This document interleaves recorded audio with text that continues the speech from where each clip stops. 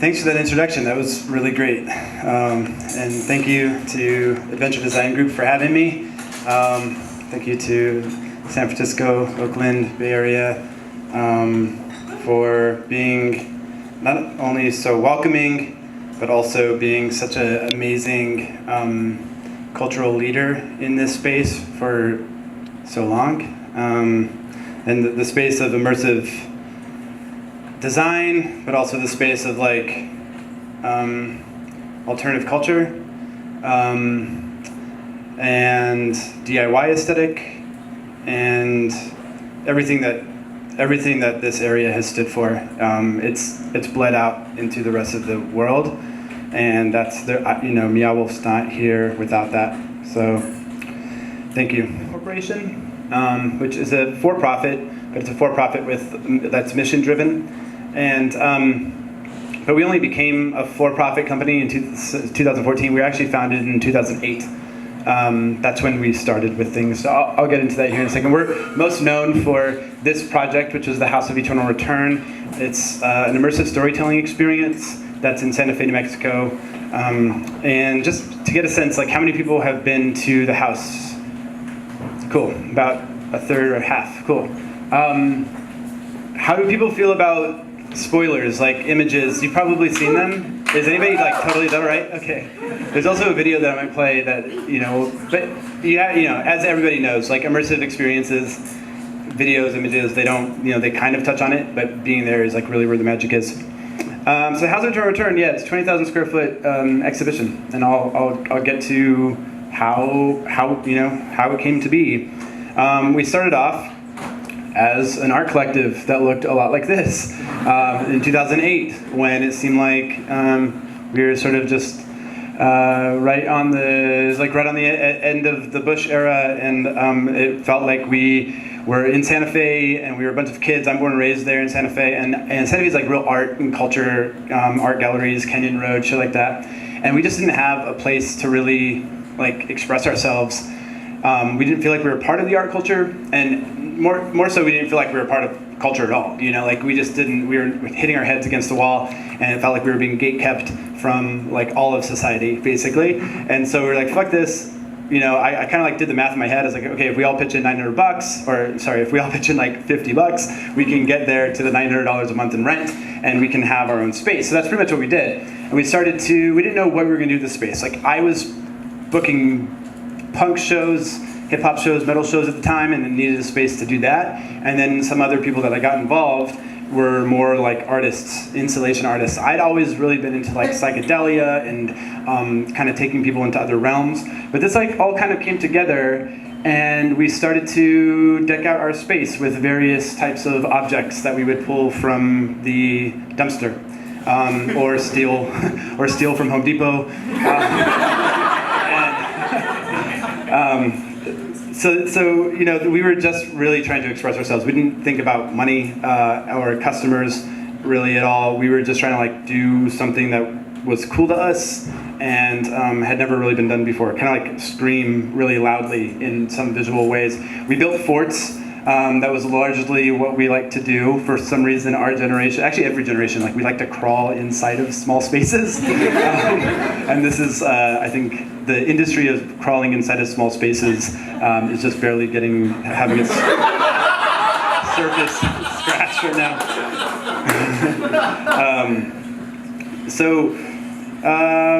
Yeah, and we like glowing things, of course, stuff that glows in the dark.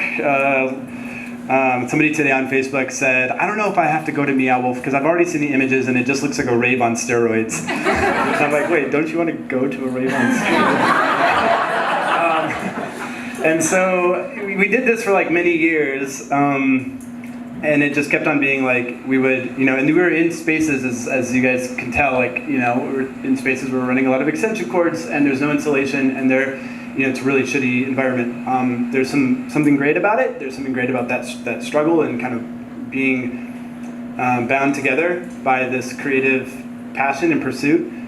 We started to create this like ethos with Meow Wolf, like because we've had always felt left out of culture, arts and culture. When we started thinking about like who's going to be part of Meow Wolf, it was really hard for us to limit that. You know, it's really hard for us to say like only these people are allowed, these people aren't. So we started off with this ethos that was like open door collaborative, open door collective. Anybody could walk in. We don't check resumes. We don't have people fill out any applications. There's no dues fee fees due, and like we just kind of keep it as open as possible. At one point I termed it radically inclusive. I actually take that term back. I don't think we were ever radically inclusive. I think we were radically welcoming, and I think there's a big difference there. So you know, we would absolutely accept anybody who came in through the doors. We did not make much effort to go out and seek people. You know, we were like isolated artists who were in our own world, and so we weren't really thinking about like who's being left behind here. And that's something, if I could go back in time, and if I had the consciousness I have now, would have like worked to change.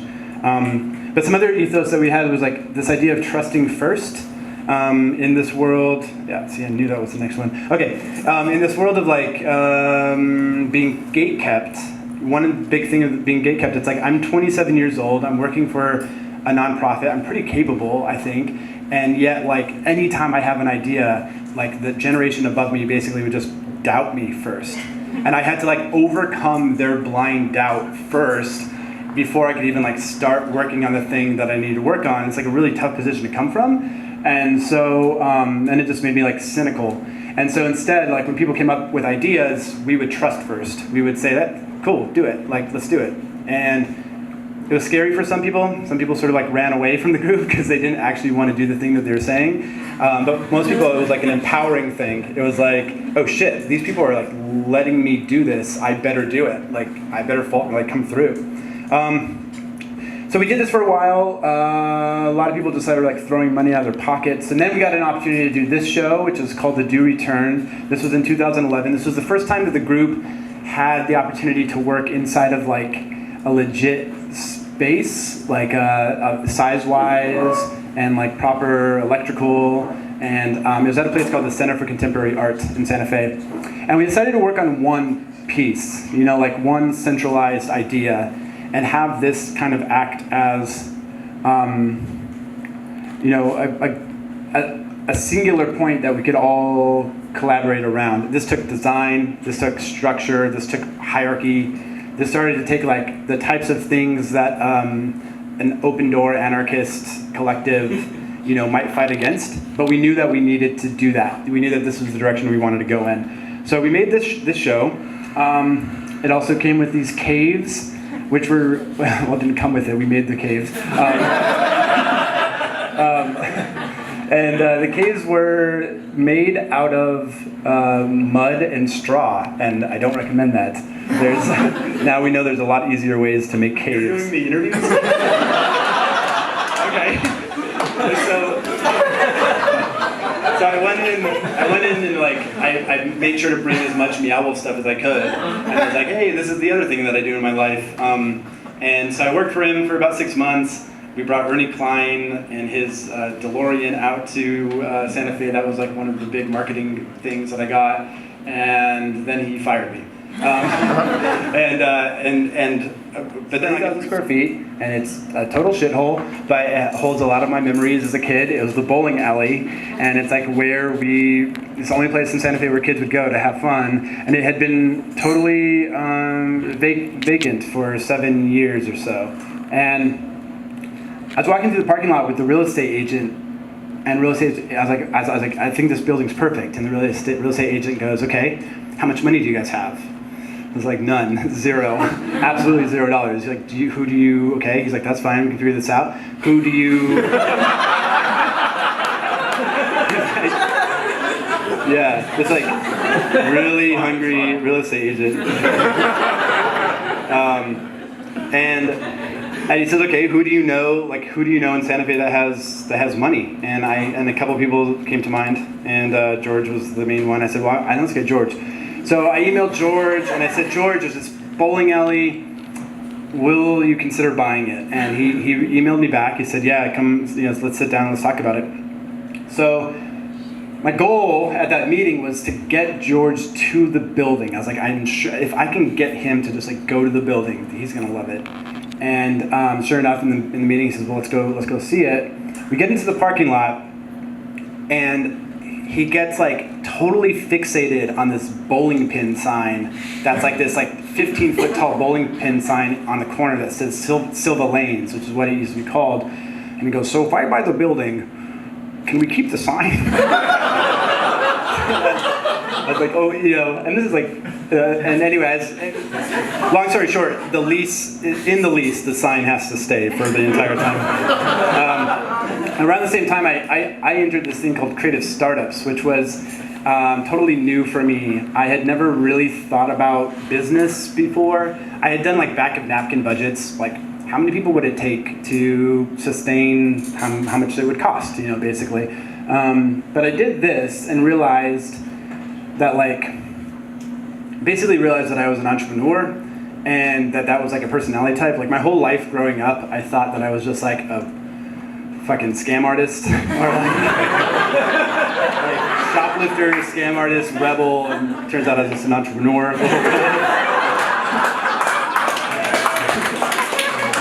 It's kind of true. I mean, it's like, you're looking for ways to sort of fuck the system or fuck with the system, like mess with what is, And so this really helped. This we ended up winning first place at this accelerator. It was their inaugural year. We got $25,000 from it, and then we spent $10,000 of that going to Disneyland.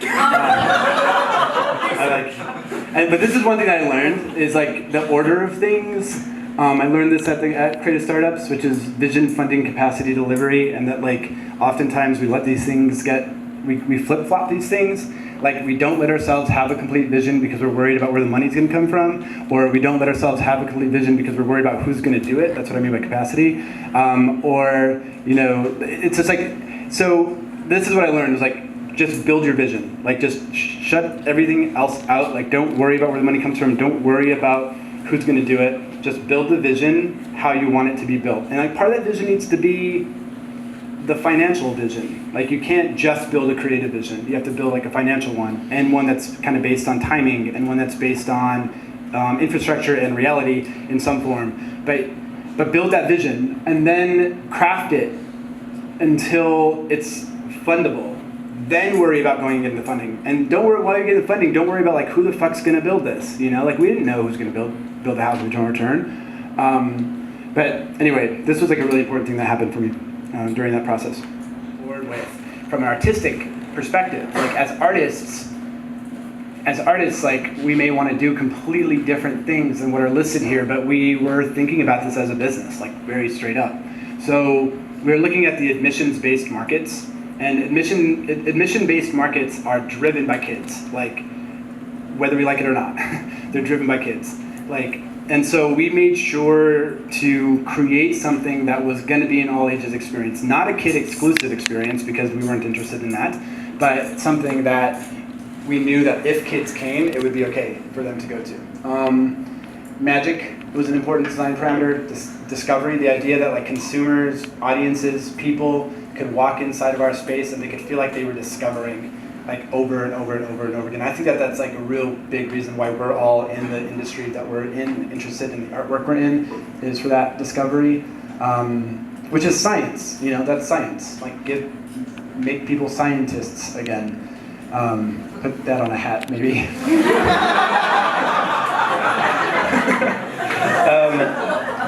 Artist-led, so remembering the artist, seeing the artist's hand in stuff, not getting overly manufactured or overly designed. It's back to that like design concept. Built for permanence, big difference to build something to last forever than to build it temporarily and having to think about that. And a free flow of guests. So in the business model, it was like, in order for it to work, we had to allow for people to go in at all times, like in and out at all times, and not have set times for people to go. Because in crunching the numbers, it's like we needed 150,000 people a year to go through the space in order for it to work.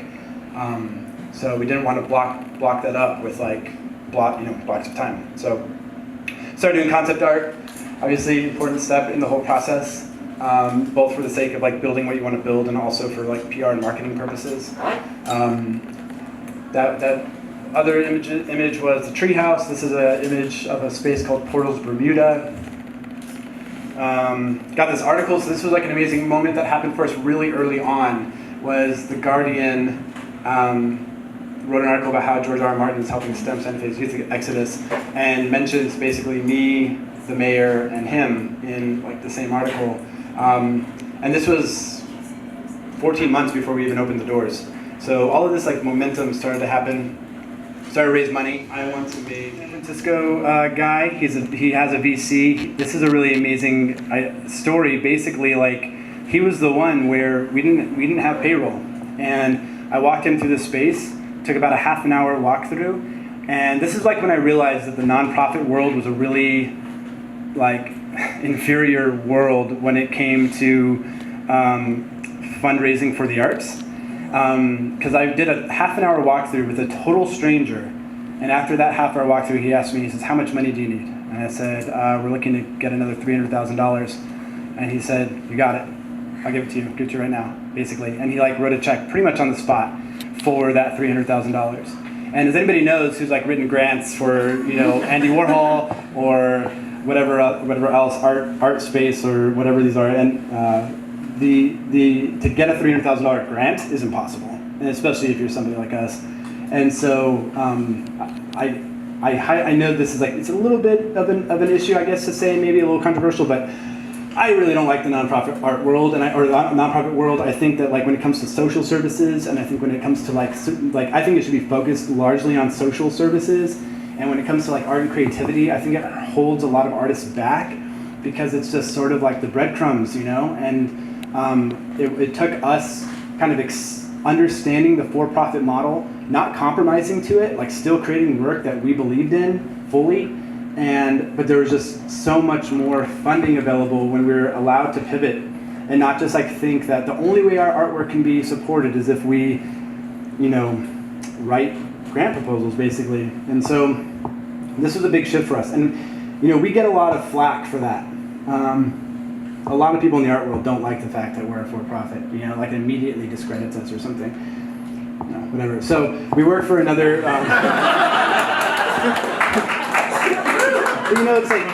it's like either slightly compromise so that you have an audience that is willing to pay some amount of money, or compromise based on like what you think a foundation wants to hear. That's what I love about like the awesome foundation or the awesome grants. It's just straight up. It's just like we'll just give you money for doing something cool.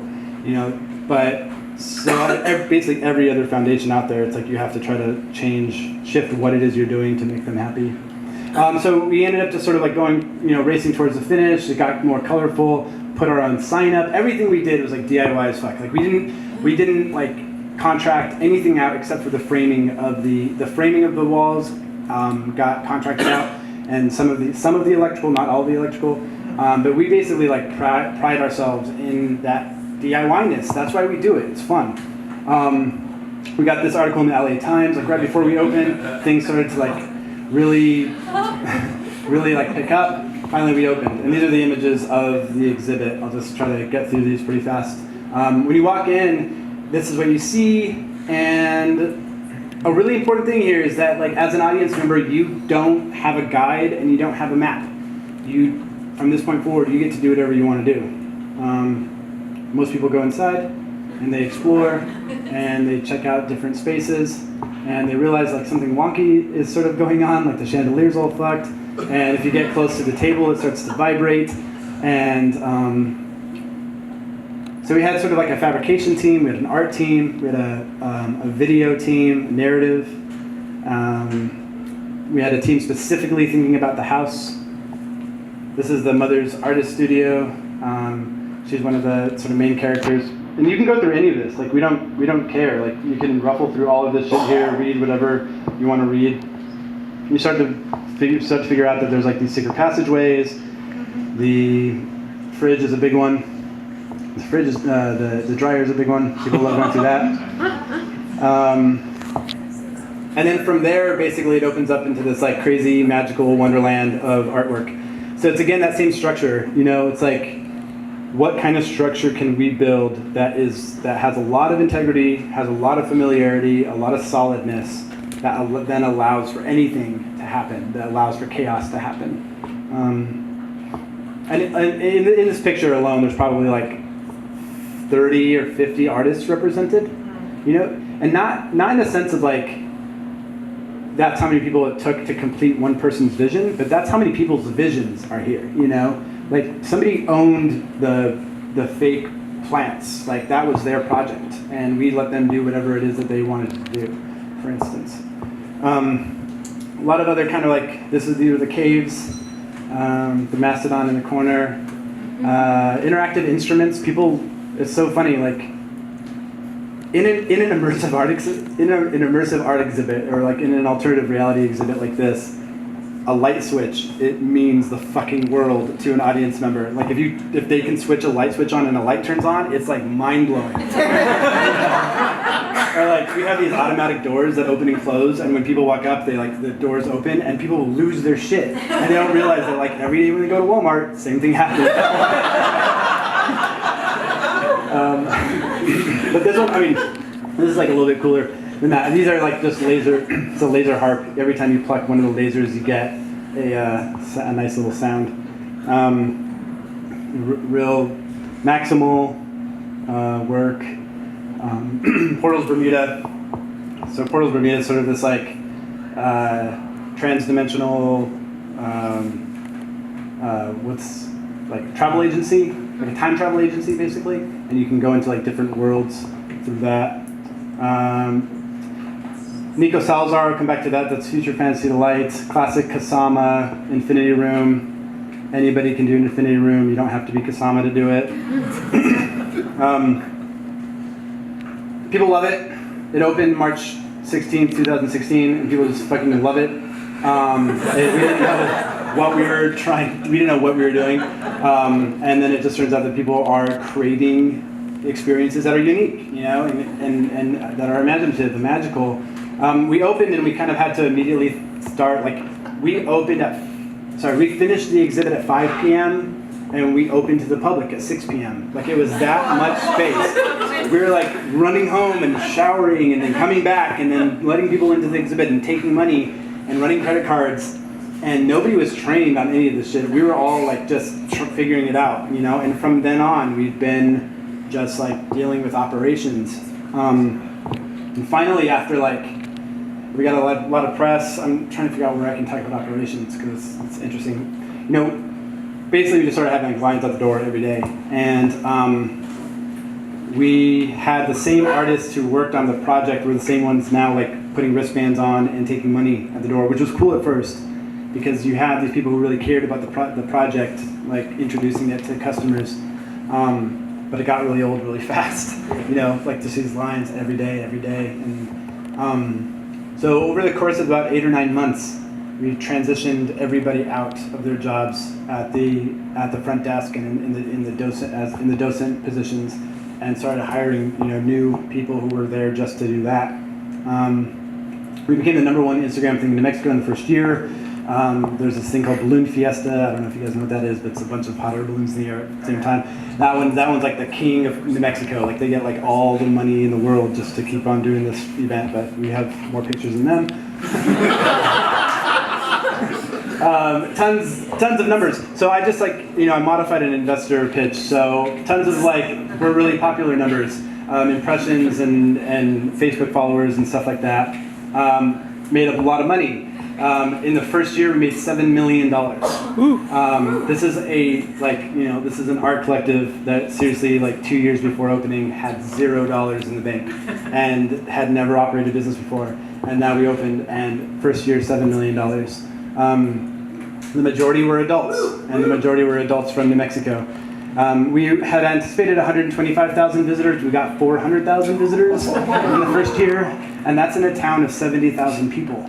So, you know, just totally wild. And the gift shop did $600,000 in sales, and that's partly Meow Wolf merchandise, but also just like artist stuff, you know. And it's been like this little economic driver for the community of artists in Santa Fe.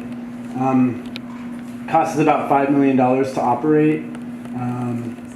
These net profit margins, this is totally investor shit, but probably some people would. So this is like, now these are the numbers in 2017. In the first quarter, 37% profit margins. We did 1.6 million in the first 3 months. Second 3 months, we did 2.2 million, 50% profit margins. And then the last one, 60% profit margins. In the month of July, we did $1.1 million just in the month of July. And this is that last month. So this is what we're shooting for in a major market. So we're going to expand, and we want to do 50, 60% profit margins. This is like, admissions-based markets or businesses when, I don't know, people are just walking around space. Like, we build a space and then people walk around it. That's like pretty much all that's happening. And so because of that, it's a crazy business, because it's like you're not, I don't know, it's easy to operate, it's cheap to operate, and people love it. We are trying, we're a B corporation, so there's that public benefit element.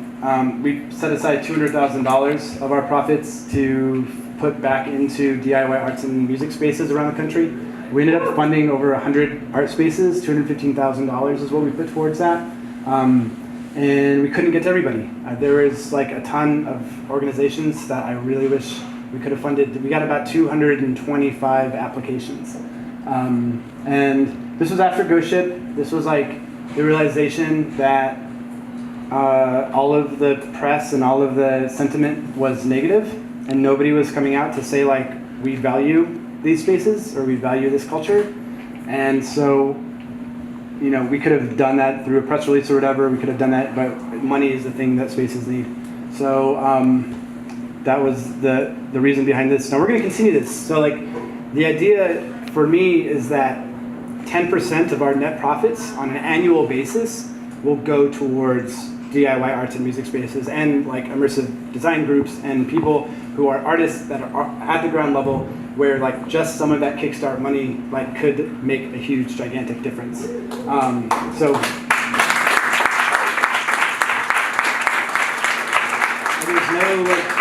there's no economic driver for this kind of stuff. There's no like hub, and so we're hoping that as we continue to be successful, we can give back in that way.